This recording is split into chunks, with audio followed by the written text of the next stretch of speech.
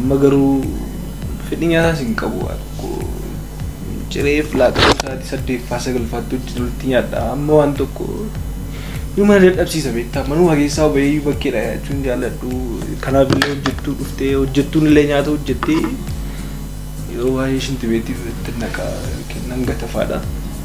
Ulfaatinni kee amma kiiloo 76 kiiloo meeqa irriste jechuun?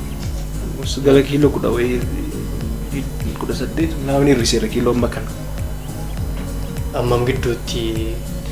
Ji'a 2-7 fakkaata waan kun. Ji'a 3 deemaadha. Wanti kun si jalqabuunsaa ji'a 2-7 jechuudha. Mallattooleen kun kanaan dura nagaama turte. Nama wajjin nagaa. Jiraachuun xiqqoo maatiinis beektaa caana qofa qabu. Isaan irratti waan baateen itti fakkaata. Jiraachuun kun nama tokko hin fayyadu. Ollaanis waan jibban itti fakkaata. Yeroo na ilaalan ijaamaan na ilaalu.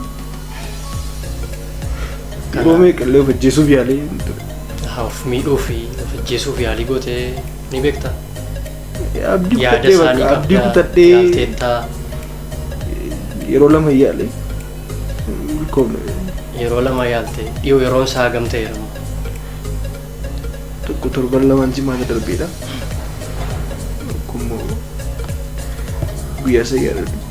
Sababni isaa maal ture?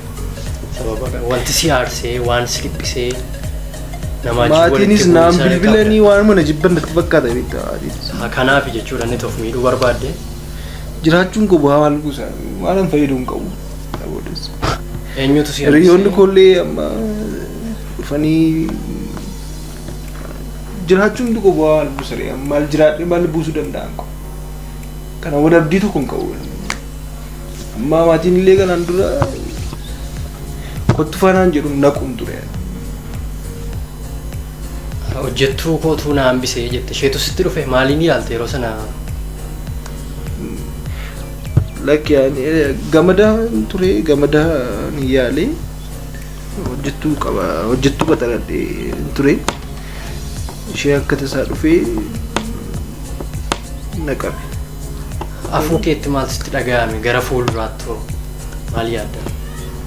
Ammallee jiraadhee bu'aa tuutuu danda'a yoo tunna roof ajjeesu natti tola waan tokko bu'aa tokko hin qabu barumsa kana si waan kufuudha.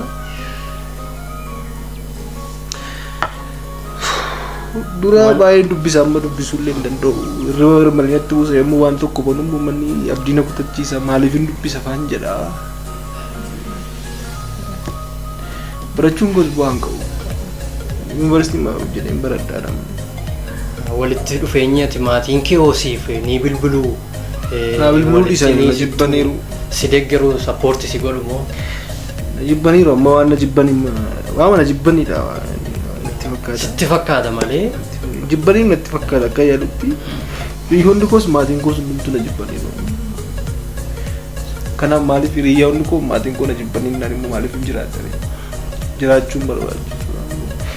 Amma hiriyaa koo tokko wajjin qaban ture jaalallee bilbiluuf fedhii man qabuu fi dura baay'ee ol jaalanna turre isheenis na jibbitee amma bakka waanuma nama biraatti yeroo kanatti fakkaata.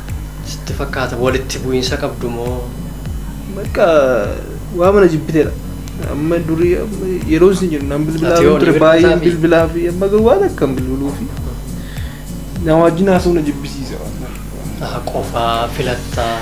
Mana keessaan buu qofaa mataa'uun jaalladha. Bakka wajjin jirutti nama wajjin qabdu gadi bu'eera. Murtii qabatti yeroo tokko yeroo qofaa teessu sagaleen namaa kan sitti haasa'u kana godhi kan siin jedhu kan sagalee kabiraas ta'uu danda'a yerootti qofaa teessu waan akkasii kun ni qabda. Waan akkasiillee hin qabu lakke. Shakkii namni na miidhaa dawaa natti godhee summii naa kenna waan akkasii kana. Lakke hin qabdu miti. Ani namaan olii naman caalaa. Namaan kun namaan olii namni jibbeera waan tuffatamedha beektaa namni. Maal kun anni bar namni hundumtuu xireeffatan itti fakkaata. Waanuma jibbun itti fakkaata gaafa iyyaara. Maatii keessan keessa namni dhukkuba sammuu dhibee sammuu qabu ni jira kanaan dura? Lakkee namni qabu hin jiru dhibee dhibbaa dhiigaa du'aadha kun dhibbaa dhiigaa qaba malee namni qabu waan akka alkoolii faaraada garaagaraa ni fayyadamtaa baay'ee. Waan alkooliin fayyadamu bishaan qofan dhugaa bishaan ispiraayitii qofan jaalladha malee waan biraa sayyoom dura baay'een jaalladhan ture. Aalada kan biraan qabu. Kanaan achi hojii kee amma hojii kee dhiistee hojii kee irratti dhiibbaan irratti uumeera jechaa jirta.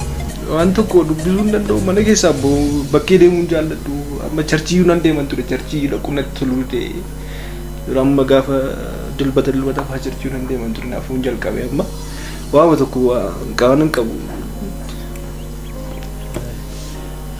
Waan itti jette kuni nama hundaa mudachuu kan danda'udha.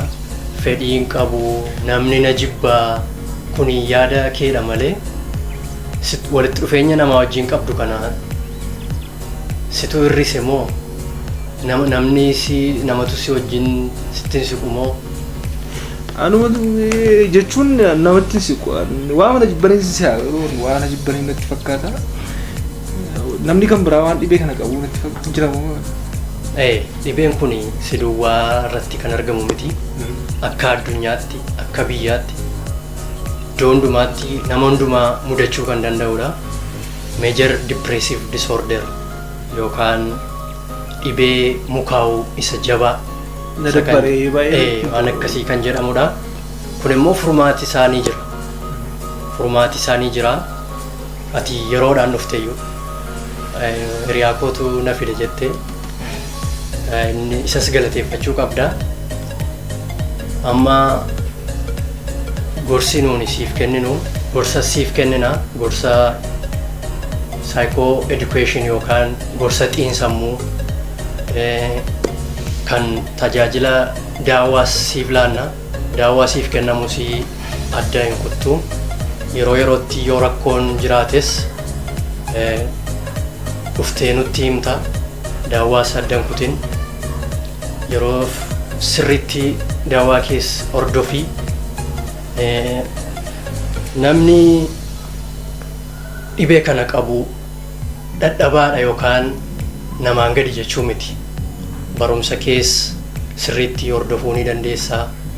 Abdiis hin muratinii. Gara fuulduraatti namni abdii qabu waan hundumaa gochuu danda'a. Abdii hin muratin. Walitti dhufeenyi maatii kee wajjin qabdus teessee isaaniif yeroo yerootti bilbiltee waan si rakkisus isaaniin gaafattee hiriyoota kee wajjinis yaada walii firtee yaada wal jijjiirtee isaanii wajjin yaada kee sheer gochuu qabdaan malee qofaa adda of baasuun sirrii miti gara kan biraatti si geessa. Yoo jiraattedha yoo of miidhuuf yaaleen ture yeroo lama jettee turte. Kuni sirrii miti. Yoo ati hin jiraanne eenyutu iddoo keessiif jiraata? Bor ati waan barbaadde gochuu dandeessa bar. Lafaa kaati waan hedduu gochuu dandeessa. Yaada kana of keessaa dhabamsiisuu qabda. Namni abdii qabaachuu qaba, abdiidhaan jiraachuu qaba. Namaajuu walitti dhufeenyi kee akka fuulduraatti deebi'uu qaba. Dubbisa kees ispoortiis dur nan hojjedha amman hojjedhu nan gammachiisu waan hundumtuu jettee hirriba kees buna kana yeroo baay'ee buna sin dhugin araadallee hin qabu jette. Zaa galgalaafaa kana buna hin fayyadamin wantoota garaagaraa wantoota kwaalitii hirriba keetii yookaan qulqullina hirriba keetii gadi buusan yookaan hirriba kee jeeqan hin fayyadamini. Sirriitti daawaa kee hordofii deebii kottu siin jedha waan na gaafattu yoo qabaatte. Qorichi kun amma dhuguu na fayyisaa dhugaadha amma abdiin kutadha akkuma jettee ajjettan nan godha na yaala gochuudhaafi qoricha kana nan argadha miti faarmaasii. Asiin amma qoricha kanaan daawaa kana siin katabaa. Mana faarmaasiidha yookaan mana dukkaanaati deemtee bitatta dukkaana qorichaati. Qorichi kun amma torban afur booda sirriitti jijjiirama mallattoolee ati agarsiistu kana sirriitti sirraa subside yookaan salphisuu eegala. Maalirraa kan kee namatti dhufa garuu dhibeen kun? ka'umsi dhibee kanaa jechuun seexana fajjinnii faana gurgutteen lakki ka'umsi dhibee kanaa abaarsa rabbii miti jinnii miti fakkeenyaaf waan akka dhibee sammuu kana maatii keessaa namni qabu yoo jiraate